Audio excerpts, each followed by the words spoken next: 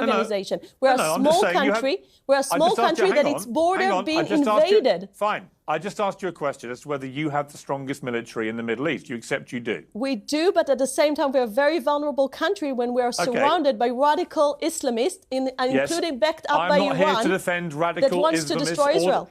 I'm not here to defend that. I'm not here to defend Hamas, who I think are a despicable terror organization. But you said there were 50,000 Hamas. Others have put the total figure at around 25,000, which begs the question, if after 18, 19 months now, you have been waging this ferocious war against 25, 26,000 terrorists, and you still haven't defeated them, you still can't get your hostages released, they're still not being released, it's clear to most people that your strategy is failing. But what you're doing is ramping up the attacks, ramping up the devastation, ramping up the clearing out of Gaza. You've got members of the cabinet openly saying they want to get rid of all the Palestinians and get them into another country.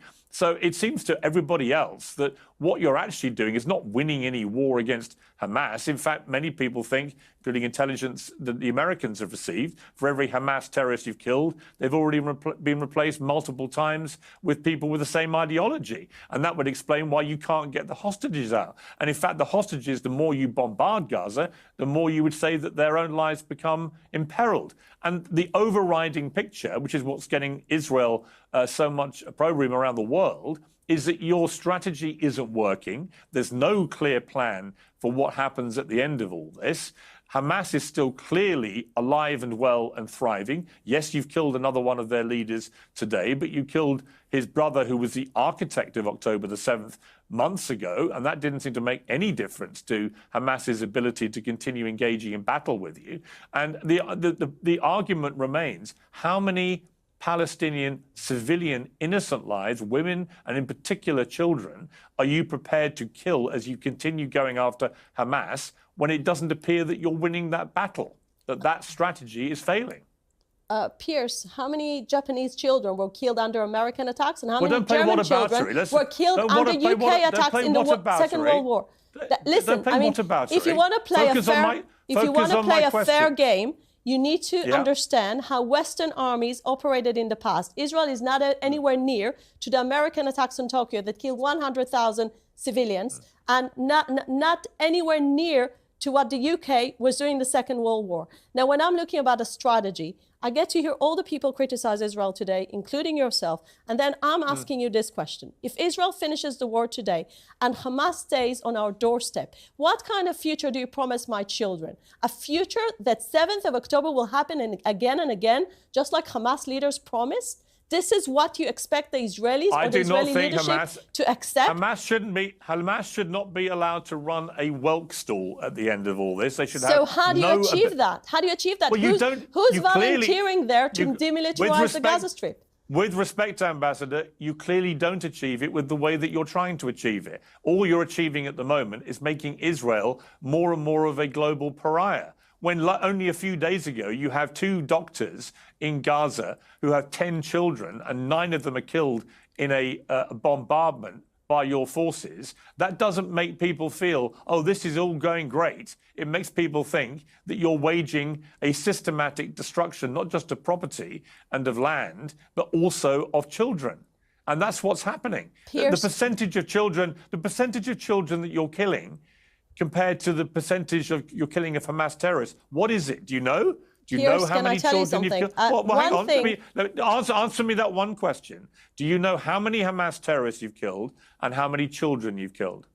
Do you know those 2 numbers? I know the numbers that came from the IDF. I know the numbers that came from a very, very established Give me the 2 numbers. Wait a second. We killed 30,000. We killed 30,000 terrorists in phase 1 of the war. Since the war is back, I don't have the numbers.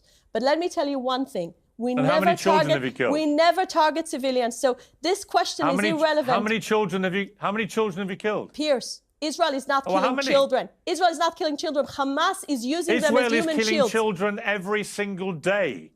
Takeaway. The key takeaway from this segment is the intense back and forth between Piers Morgan's demand for accountability on civilian deaths, particularly children, and Ambassador Hotovely's focus on Israel's security-driven campaign against Hamas, highlighting a fundamental disconnect in their perspectives. Analysis. this part of the interview feels like a tug-of-war, with Piers Morgan zeroing in on one question: why does Israel have precise numbers for Hamas fighters killed, 30,000, according to Hotovely, but no clear count for civilian casualties, especially children?